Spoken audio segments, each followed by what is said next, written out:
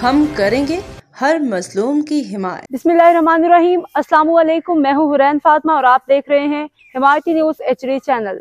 नजर डालते हैं आज की अहम खबरों पर। रोजनामा हिमायती न्यूज़ रिपोर्ट। अहमदीन हिमायती व डेरा मोहम्मद सदीक हिमायती और भाईजान के साहिबजादगान शुएब अहमद और अली अहमद की उम्र की सादत हासिल करने पर मुबारकबाद। कराची व डेरा मोहम्मद सदीक हिमायती और भाईजान के साहिबजादगान शुएब अहमद और अली अहमद को उम्र की सादत हासिल करने पर दिल की गहराइयों से मुबारकबाद पेश की गई। मुबारकबाद पेश करने वालों में मोहम्मद मईन हिमायती, मोहम्मद असलम हिमायती, हाजी दिलमुराद हिमायती और डेरा मोहम्मद सदीक हिमायती और भाईजान हाजी शफी हिमायती, मोहम्मद अयाज हिमायती शामिल हैं। तमाम मौजूद शख्सियात ने दुआ की कि शुएब अहमद और अली अहमद आज जिन्ना इंटरनेशनल एयरपोर्ट कराची से उम्र की अदायगी के लिए सऊदी अरब रवाना हो गए। हदीस मुबारक रसूल अकरम सल्लल्लाहु अलैहि वसल्लम ने फरमाया, एक उम्रा दूसरे उम्रे तक के गुनाहों का कुफारा है।